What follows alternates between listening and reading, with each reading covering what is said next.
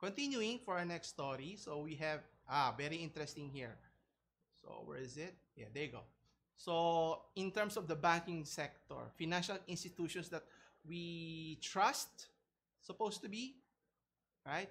Trust in terms of keeping our money safe, that they are ethical in terms of their governance, dealing with businesses as well. But based on this article in Business Insider stating that uh, many big banks, based on the leaked documents, according to the Financial Crime Enforcement Network, that stated that there were suspicious transactions that amounted to as much as $2 trillion.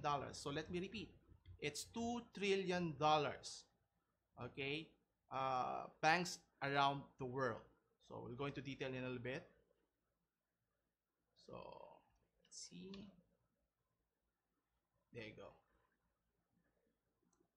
So there are 2 trillion suspicious transactions that are roiling for the world of finance. So you can see here documents stated from the financial crimes, as I mentioned earlier, were shared with news outlets. Now, this was compiled from different governments, from different institutions around the world to compile such these documents as mentioned. So it showed that big banks for years engaged in dirty money with little oversight, which is kind of alarming if you think about it. So how far back? I'll discuss in a bit. So here are the banks that I mentioned. So to name a few, JP Morgan and Chase, you have HSBC, you have Barclays, as well as Deutsche Bank. Okay, so here's the details of the article here. So as mentioned, how many articles are we talking about? So it's stated here there were thousands of leaked documents shared with journalists have shown how some of the world's biggest banks for years facilitated the movement of dirty money. Now you'd be surprised how long this has proliferated. So it goes back as early as 1999 all the way to 2017. That's almost 2 decades, right? So it's kind of concerning if you think about it. And again, based on the Financial Crime Enforcement Network, it stated that they were compiling suspicious activity reports, and these leaked documents provided a little over 2,000 documents, which is a fraction of the total documents that they were able to compile.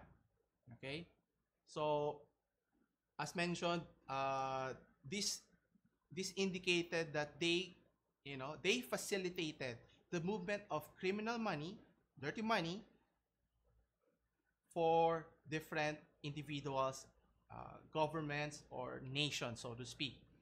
So just to name a few, so the main culprit here, based on the article, so let's take a look again. So out of the 2 trillion suspicious transactions, 1.2 trillion was moved through using Deutsche Bank, which doesn't bode well if you're transacting using Deutsche Bank. And then you have the rest, which was processed by using other big banks such as JP Morgan, Standard Chartered, and many more. Now, to give you an example, right? So here you have 2,000 leaked documents. Guess how many total documents were compiled? 12 million suspicious activity reports. That's a lot, right? With the cooperation of many institutions around the world. So let's take a look at an example here. So here we have HSBC, right? Having laundered money with the company WCM 777, which they used a Ponzi scheme to victimize thousands of immigrants here.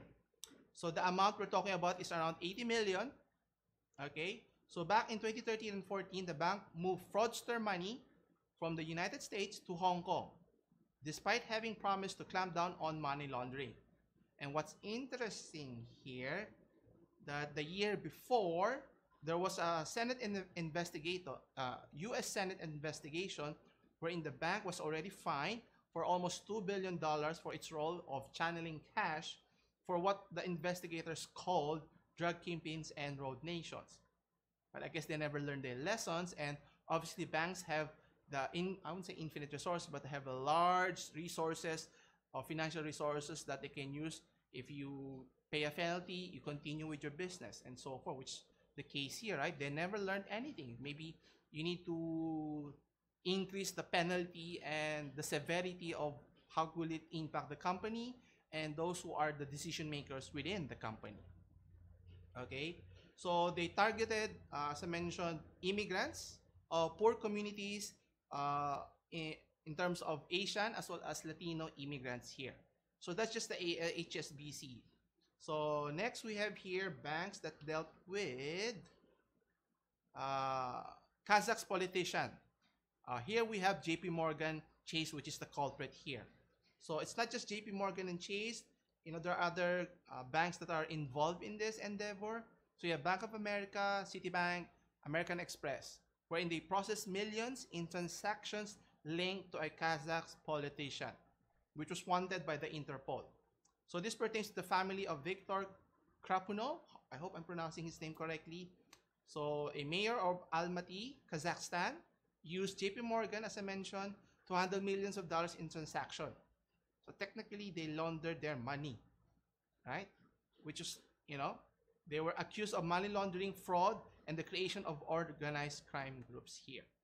So just to name a few. I think we have one more here. Let's see who's the other one. Yeah, and we also hear Arkady Rotenberg, who is a Putin or president, the Russian president Putin, which is an associate, have used Barclays in this case, Barclays Bank, to launder money and evade transactions here. Okay, so Arkady Rotenberg, which is a childhood friend of Putin, is among several associates who were put under the European Union and US sanctions. So Arkady Rotenberg is a billionaire here. So as you can see, the common denominator that they all have here is they are involved in one way or another with laundering, scandal, illicit money, and of such. So question here is, what can the government do? Obviously, as a company, how come they are proliferating, continuing to transact with such, what do you call this? With such glamour, in a sense? Obviously, it's enticing to transact with in terms of millions or even billions of dollars of amount that will filter through the bank, and they generate commissions or fees and so forth, right? But up to what extent? So which lies on the government sector to oversight these issues.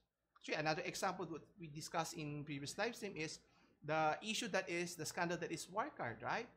One individual was able to skim away almost $2 billion worth, with the watchdog, which is in Germany, wasn't able to catch and stop and do anything about it, right? So, I think governments has to catch up in terms of being more tech savvy and being able to cooperate with other government institutions so that, you put a stiff penalty. I think that's the only way to reprimand and stop encouraging financial institutions to transact with illicit money or dirty money here. Well, hopefully, we can find a solution here. Otherwise, this will continue to the point of, how can we trust our financial institutions moving forward?